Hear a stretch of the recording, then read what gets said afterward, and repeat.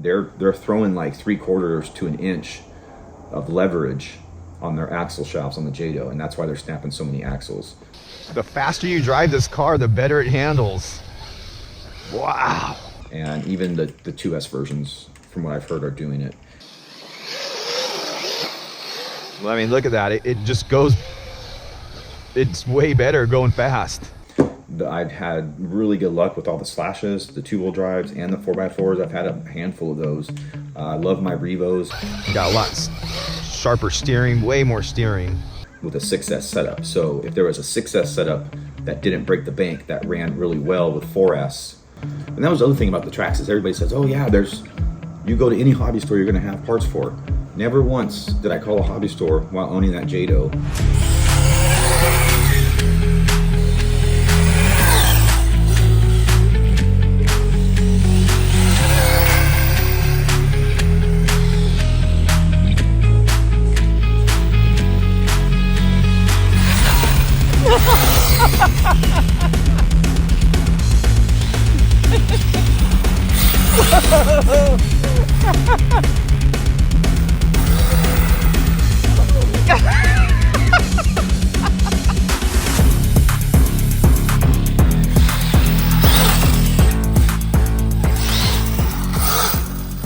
Very nice.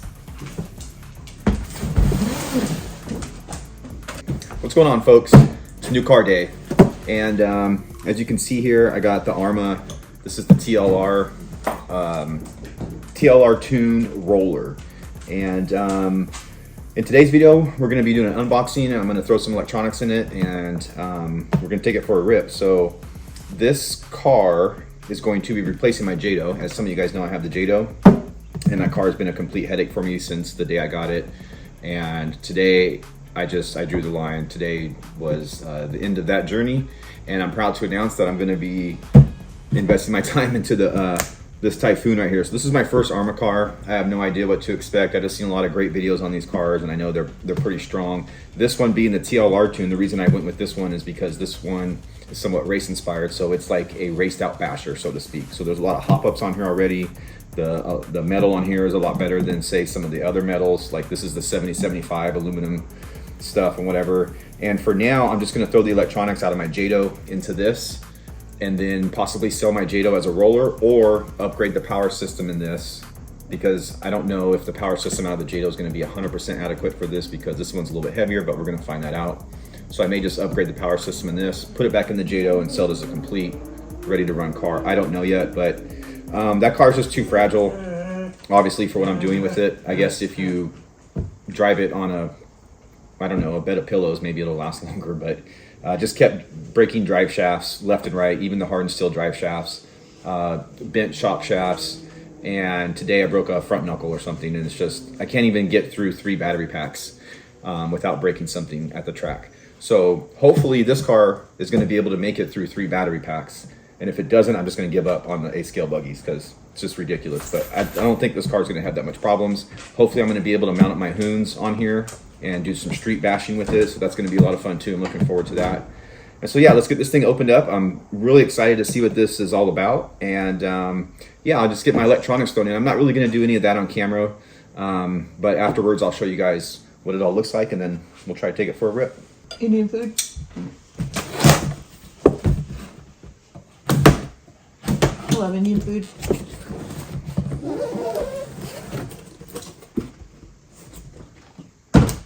And now that we have a real Indian food restaurant, like where you can sit down, we're gonna go there all the time.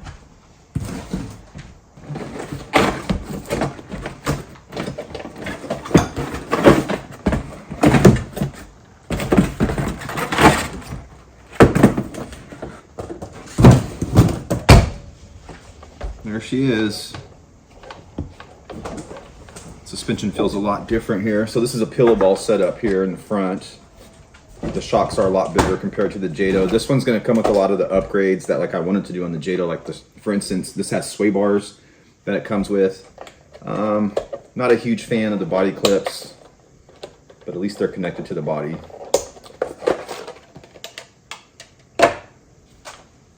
So yeah, the mud flaps in the back. Yeah, it's got all the beefy TLR stuff. This car looks way beefier than a Jato ever thought about being. Looks like there's going to be more steering too, which is something I wanted on the Jato. And so yeah, we'll get some close-up shots here in a minute for you guys. Yeah, this is a good-looking car. Good-looking car. Metal servo mount. It's got an enclosed receiver box, which is great. So the cool thing about this car, you guys, is it's fully adjustable. So you can see right out of the gate here, it comes with all these pillows. Or these peels, sorry, not pillows, peels. So that's kind of crazy. You typically see that just on like race buggies and race cars and that kind of thing. Shims for the diff. So again, getting it really dialed in and fine-tuned. More peels, just larger ones. Looks like it comes with some extra hardware.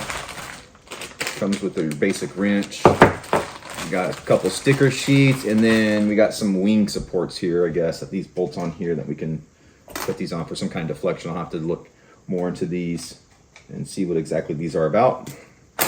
And of course we got the manual. Looks like we got a tire guide in here too from Proline. Oh, these are D-boots. Huh, imagine that. I don't think these are belted tires. They're probably most likely not, but these are D-boots. So I have the D-boot Hoons for the street, so those are belted, and those should bolt right on. Hopefully there's no clearance offset issues or whatever. So yeah, and the foam feels way better in these than they do the Traxxas again. So we'll see if this foam lasts, because again, the foam is like disintegrated on my Traxxas tires already. So yeah, guys, we'll take a break here, and I'm gonna get some electronics thrown in. First, I gotta take them out of the Jato. Yeah, super stoked. This is just like this is like a tank of a car compared to the Jato. And yeah, we'll do a side-by-side comparison. So there you guys go. You guys can buy this ready to run also, but it is a little bit more expensive than the Jato.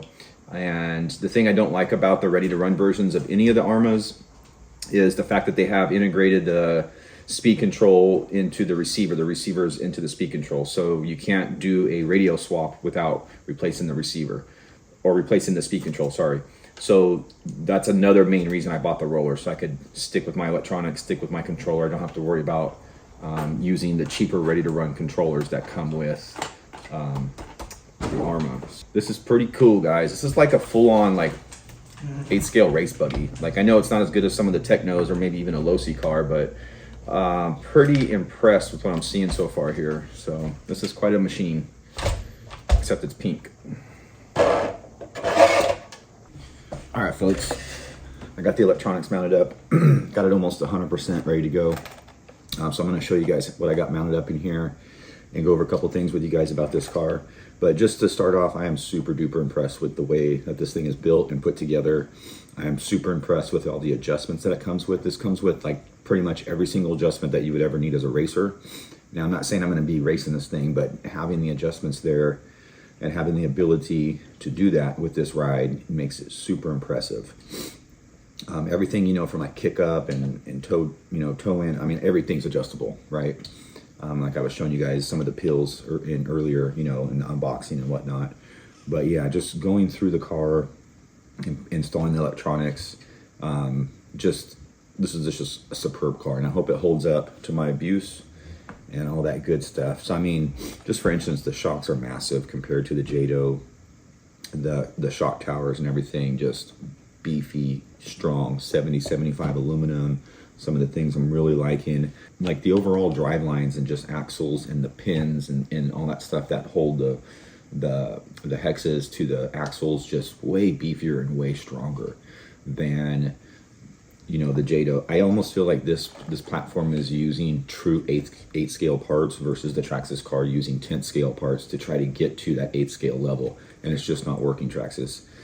That Jato needs some serious reworking, especially after getting, you know, a true 8 scale size buggy that's built properly to the scale that it's built to. So I'm trying to find things that I don't like with this car to tell you guys, like things I don't like. Oh yeah, check out the D-boots. I'm sure you guys already noticed that the D-boots mounted up perfectly. So this will be good for doing the speed runs in the street and doing street bashing and all that good stuff. So this body, I don't like the body clips. You guys, not a fan of that. We're in 2025, and I think all cars should have a clipless body system.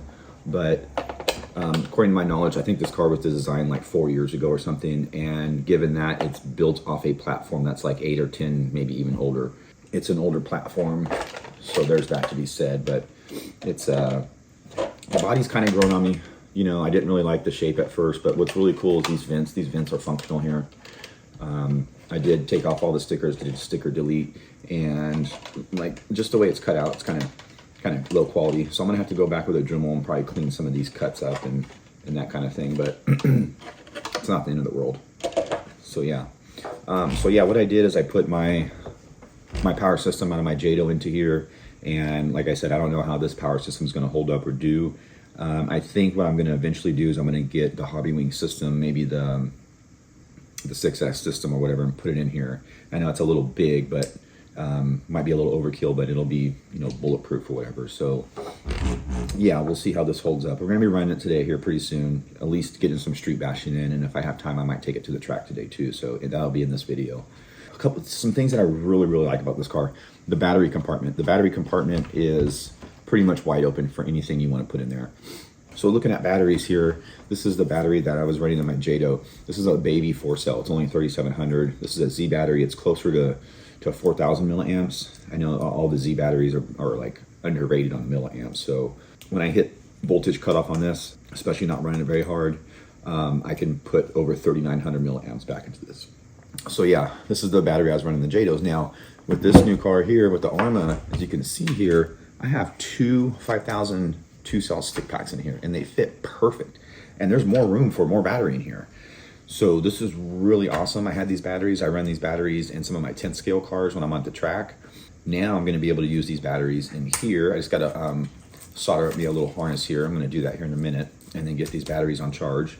And yeah, I'll have this as a pack to run, and this should run a long time. These are 5200s, so I should get a decent runtime out of that. And then I'll have these two batteries as backups or whatever. So if this setup works up good and it's not too heavy, then I might get another set of stick packs here, because these are pretty cheap, and that would make a decent, you know, runtime with having that many milliamps in here. So that's another thing I don't like about this car. This car is really heavy, but it's built like a tank. So I don't know, what do you expect? But yeah, it's heavy. It feels heavy. So we'll see how that holds up. That should maybe translate to better handling. Not 100% sure. Might get rid of some of that bouncing that was going on with the Jato, but yeah, we'll see. So another thing that kind of blew me away is the steering geometry in this car. The steering geometry in this car is 10 times better than what's in the Jato. For instance, on the Jato, you can only run so much of a servo horn because it hits the bottom part of the chassis there. Some of you guys may know what I'm talking about. I'm sure it's the same on the Slashes too. And in this car, there's none of that. But the thing with this is I wasn't able to use the provided metal servo horn. That's because the splines were different. This car comes with 23 spline for Spectrum servos, which is, I don't know why they're still doing that. Everybody should just get on board with the 25, because almost all the servos now have 25 teeth splines on them. And so I had to go back and use a plastic servo, which is even shorter than what's provided in the kit. The servo horn's not that long on here, and I had to turn down the rates in the radio, and the servo is way faster now because of the geometry. It's better. You're getting more throw from your servo out of the geometry on this car, and that's going to require more powerful servo. You know, you could say like, oh, on the Traxxas it's lower geared, right? It's going to be easier on the servo. It's not going to strain the servo as much, but you're not going to get the speed. Even like this car turns way sharper. This car turns hella sharp compared to the Traxxas. And that's one issue I was having with the Traxxas. I was always wanting more steering. I don't feel that's going to be an issue with this car. And the gyro I run, I have a gyro in here, and I kind of turn that off on the track for the most part, and that's to get more steering. Because the more gyro gain you have, the less the wheels will turn. It's like if you turn them all the way, when you start moving forward, they come off full clock. And that's just the nature of this gyro. I don't know. But that being said, because the steering geometry is like a lot higher ratio, I can turn the gain on the gyro way down and should be able to get more steering even with having a gyro setting on here. So just for instance, it being so high, like I plugged it in last night, I was just testing everything and getting the servo centered, and I just dropped it like that, and that was enough. You know, I had the same gyro setting I had from the Jato. Just dropping it like that was enough to set this into a funky feedback loop, and the thing sitting there jittering, you know, trying to self-center. It was the gyro that was too high. So yeah, we're going to be able to run a lot less gyro gain on this, which I think will translate to better steering and better overall performance. So yeah, stoked about that. So yeah, the car comes with sway bars, which is something I have on order right now for the Jato. The Jato doesn't come with sway bars, doesn't come with these mud flaps. Okay, so if you take, so they sell this car ready to run, and I know it's a 6S, which is whatever, but I've heard that it runs really well on 4S. So let's just pretend like it was a 4S, okay? That car ready to go, the Arma TLR tuned, I believe is about $100 to $150 more than the Jato. You're getting at least $150 in upgrades on this car when you compare it to a Jato. Like I said, for instance, like the mud flaps, the CVDs. The CVDs to go to on a Jato will cost you $160, just replacing the axles. And then they break all the time. I don't know. To me, it's becoming a no-brainer, and I know the Jato's new and a lot of people don't really have a lot of experience with it, but just to give you guys my personal experience, I could not get through 3 battery packs without it breaking. And yesterday at the track, I got so excited because I thought I made it through 3 packs because the car was still running on the track. I brought it in at the end of the 3rd pack and found out that one of the front knuckles was busted. I just gave up on it. And to let you guys in on what I was looking at, I was also looking at the low C RTR, the XE, and that's a pretty decent buggy too. But just reading a lot of the reviews, and even on Amazon I was reading reviews, and that's what kind of like pushed me away from it when compared to this car. You know, 2 things on the low C, it's ready to run, so I would have to get the radio system out of it, and then I would have another radio system to sell. And I was just reading a lot of reviews on the low C saying that the build quality wasn't that well. There is an issue with the back of the low C with the hinge pins popping out that I'm kind of aware of, so you'd have to do the upgrade there to the metal captures or whatever for the hinge pins. So that would be an upgrade you need to do right out of the box. And the front carriers are like pot metal, so that could be a weak area too on that car. Yeah, I heard a lot of people were having problems with stripped out screws and that kind of thing, so maybe they're not assembling them properly in the factory. But anyways, it just kind of steered away from that. And then the fact that I've already had the electronics out of the Traxxas to put in this to get me going, and this being a lower price, this being approximately $200 cheaper than the low C car, I went with this car.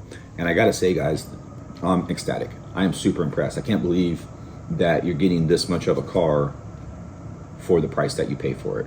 So yeah, and I found this in Vancouver, Washington. So I had to drive up to Vancouver, Washington yesterday to pick this up instead of ordering off of Amazon. If I would have ordered it off of Amazon, I would have saved a few bucks, but I wouldn't have supported my local hobby shop. And I try to support them as much as I can if they have the parts for me.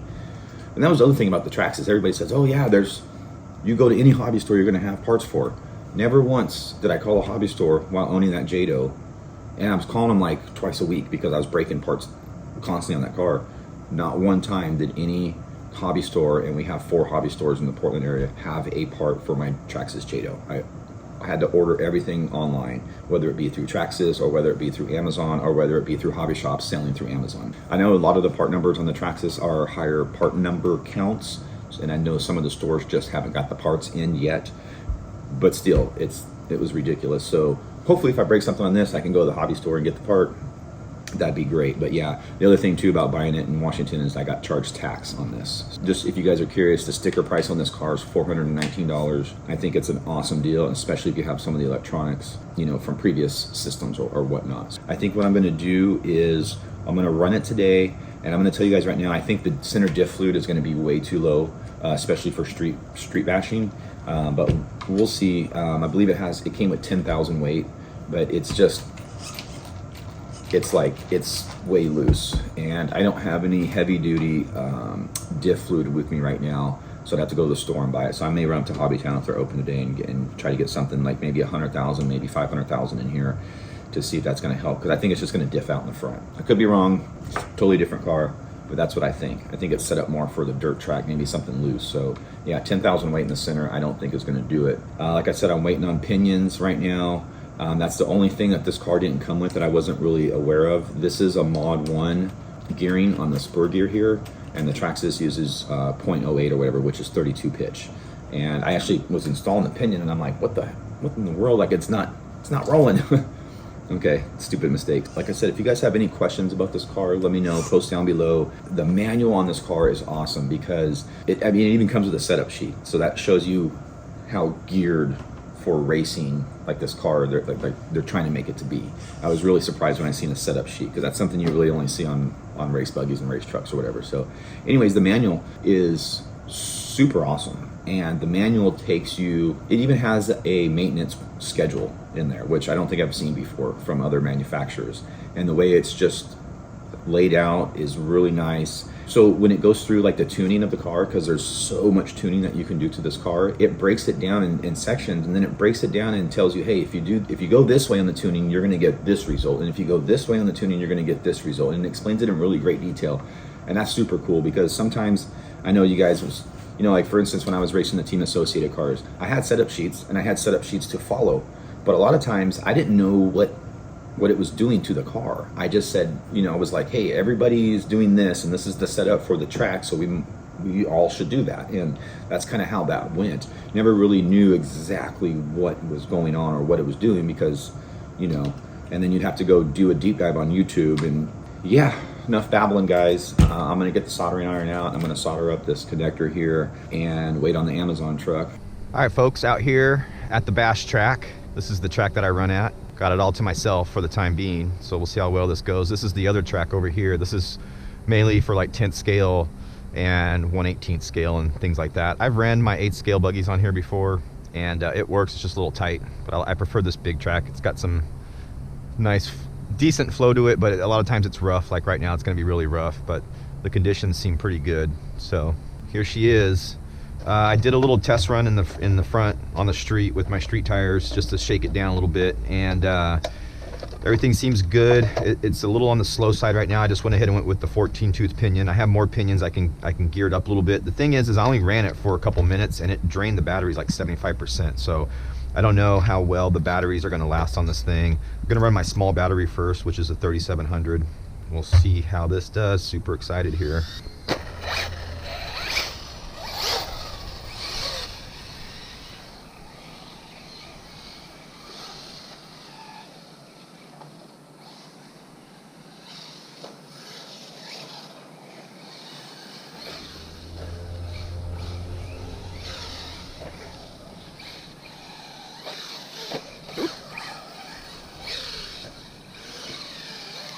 Shoot. Okay, doesn't have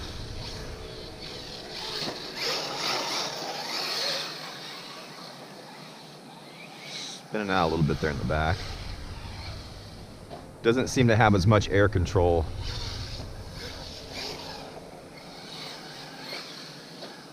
But at the same time,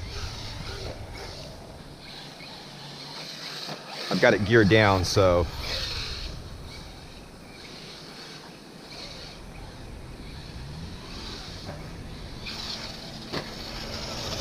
that's a little bit of gyro. I never even tested my trim. Trim's a little bit off. This thing's ripping, guys. It feels a lot more planted than that Traxxas. You got a lot sharper steering, way more steering.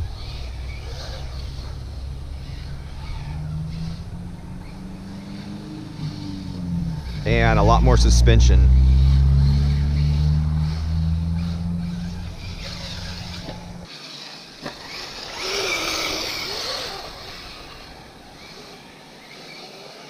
Yeah, the car's a lot more planted, and I'm sure it's because it weighs 3 pounds more.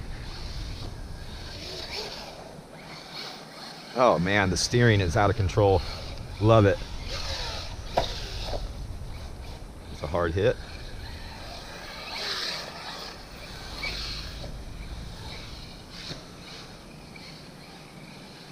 Whoa. Yeah, it almost feels a little darty. If that makes sense.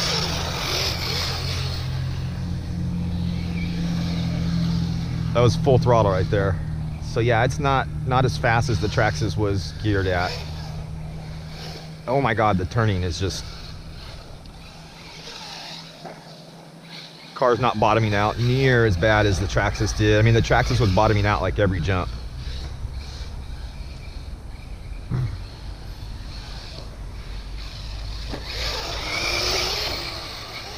Yeah, this car's way more planted. Car's super loud. Ooh, that was rough.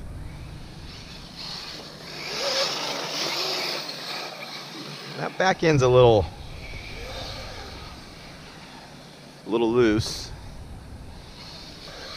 So at least I'm able to hit full throttle on this track. So I mean, it might be geared okay for this track, but definitely too low geared for bash. Oh, not supposed to do that.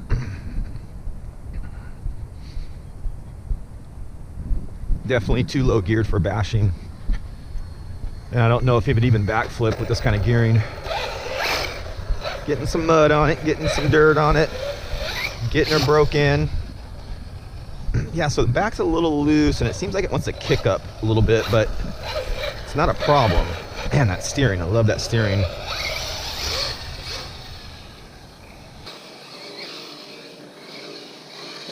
Whew. Yeah, I might need a little more wheel speed to save you on those jumps. You can see the back end wanting to kick up like that. Just barely has enough wheel speed to bring it back up. I mean, it's there, but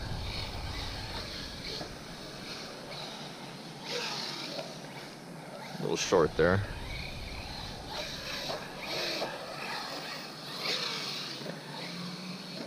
You know, a lot of people say these tires are really hard too, so you know, maybe a softer compound in the back would help it just right out of the gate. So yeah, I think that center diff is just getting a mega workout with that low viscosity in there. Oop. Yeah, I gotta say though, that wing's working, because when you got some speed, the ass end stays planted.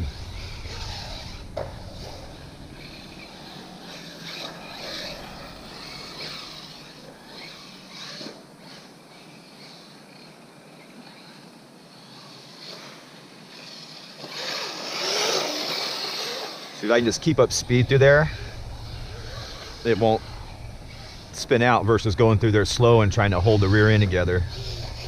You just gotta hammer it like a Formula One car.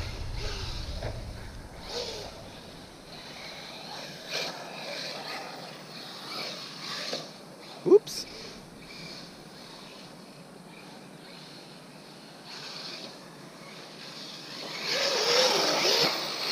Well, I mean, look at that. It just goes, it's way better going fast. Wow. Learning how to drive, folks.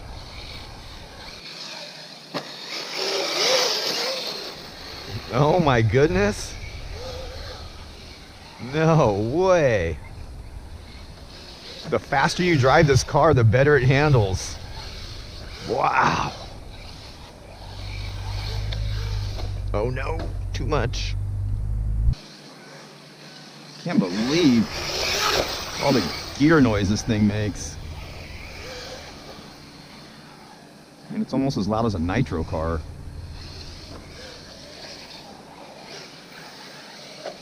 Ooh, that was bad. That was gnarly. Wow.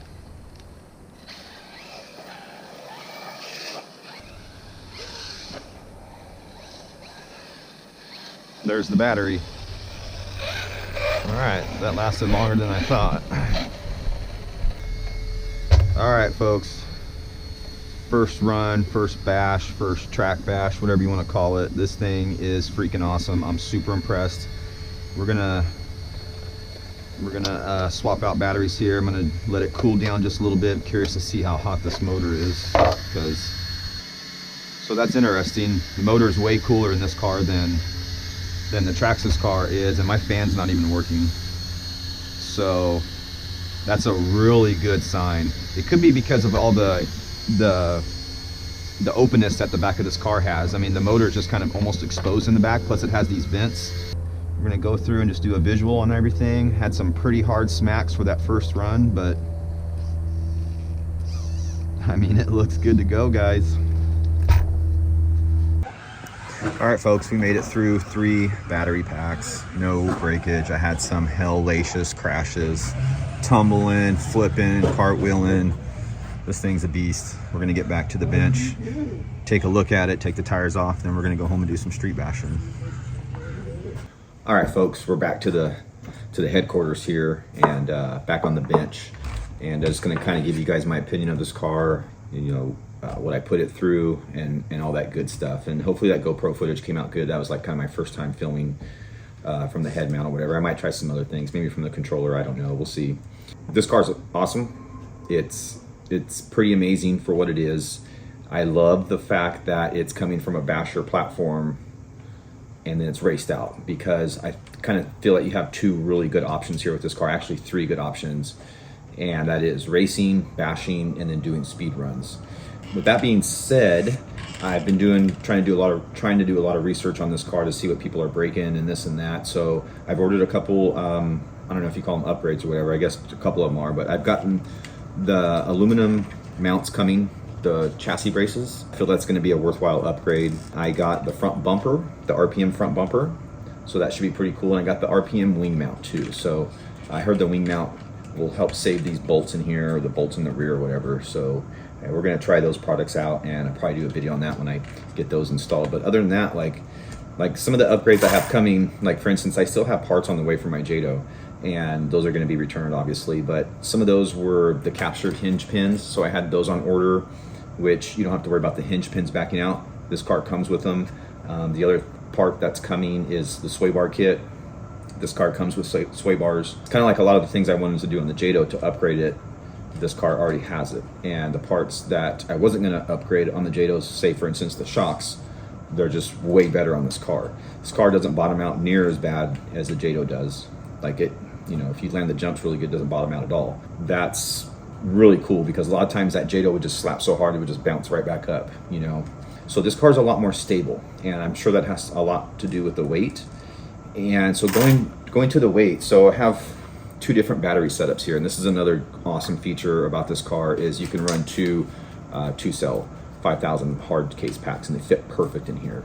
That is more substantially heavier than say just the single, you know, these are 3,700 4 cells, so these are on the lighter side, and I can tell a difference driving the car in the batteries.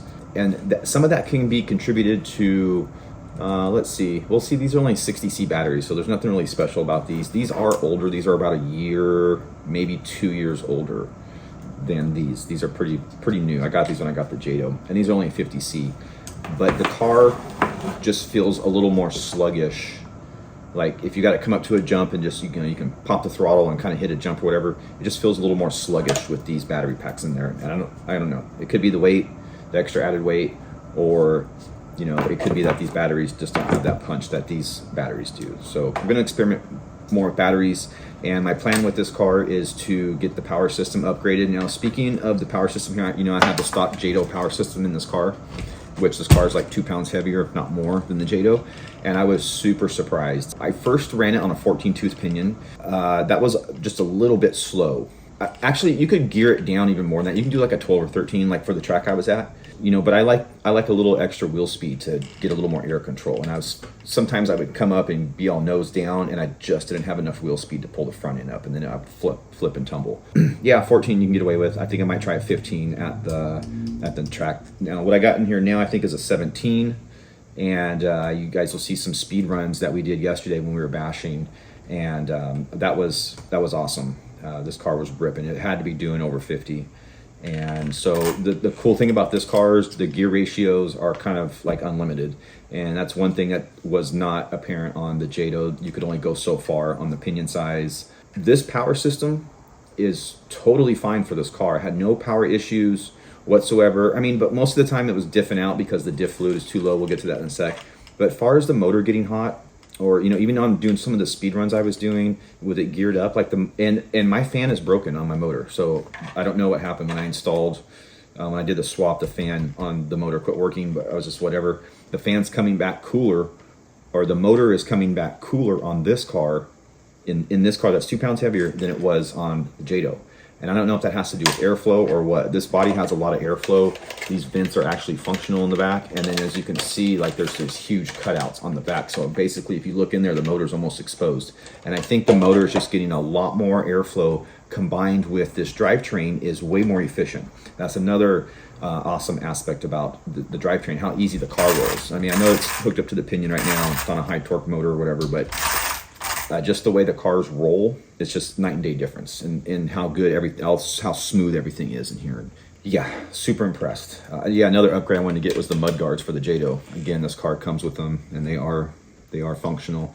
Yeah, steering geometry way better. I'm getting way more out of the steering servo now, and the car steers way sharper than the Jato. I did feel like the ass end was a little more loose than the Jato, but the faster you drive this car, the better it handles, and that was really awesome to feel that. Whereas the Jato, I feel, is the opposite. The faster you drive it, the more out of control it seems like it's getting. And that's not the case with this car. So I'm going to be putting my Jato back together. Like I said, I want to get a new power system for this, you guys. So I'm kind of undecided. There's a bunch of Hobby Wing systems. I'm probably going to go with Hobby Wing because I feel that it's a decent product for the price. The problem is I don't know which one to get. So if you guys have any suggestions down below. The thing is I'm going to be running at 4S. I'm going to be running 4S to bash. I'm running 4S to run the track. But this summer, I would like to do some speed runs with this. I think this car could be way easy to get over 100 miles an hour out of with a 6S setup. So if there was a 6S setup that didn't break the bank, that ran really well with 4S, and I could use the same motor and speed control when I wanted to do speed runs with a 6S, then I would go for that, as long as it wasn't like crazy expensive. So yeah, if you guys have any suggestions, you can pop those down in the comments below. And yeah, I'll be looking at a new power system for this, getting this power system back in the Jato, getting the Jato put back together, and I'm going to sell it as a complete car, ready to run in the box. And it'll have some upgrades with it and a bunch of extra parts. And then yeah, try to recoup some of my money that I've forked out in 8-scale buggies over the last month. And yeah, just overall, you guys, very disappointed with the Jato, especially after getting this car and seeing how much more this car is. And I know it's a little more expensive, but it's not really that much more expensive. You can get this ready to run, the 6S version, for a little over $600, whereas the Jato's a little over 500 bucks. I don't know. I think if I would have known what I know now, I think I would have went straight for the TLR ready to run buggy. I think this is a really decent platform. It's built like a tank, and I put it through hell this weekend, and I had zero issues with it. Zero. Oh, the only thing that happened is when I run these two batteries, I have a little Y connector that I made, and one of the Deans popped out. I had a crazy tumble cartwheel, and then the car went dead, and I was like, It was just one of the battery connectors came unplugged, and that was the only issue that I had with the car, and that happened once. So, and that's totally fixable. But other than that, yeah, this thing is awesome. I can't wait to run more battery packs through it. And like I said, I got my upgrades coming for it, and that RPM bumper should be pretty cool. I think it sticks out a little bit ahead of the tire. So some people say that it'll help with the longevity of the A-arms. So yeah, there you go, guys. I don't want to bash Traxxas. I think it's a great product. Their crawlers are awesome. I've never had any of their boats, but their crawlers are awesome. I've had really good luck with all the slashes, the 2-wheel drives, and the 4x4s. I've had a handful of those. I love my Revos. I had the 3.3 Revo. I had the 6S Revo, the original one that came out with the castle speed control and whatnot. I had that back in the day, and that was an amazing car. And I feel that this Jato that they put out, I feel that they were trying to get on this scale of size and using 10th scale parts. Just the way it's designed, it just doesn't work, and it's not working. And that car is going to continue to snap and break axles, and even the 2S versions, from what I've heard, are doing it.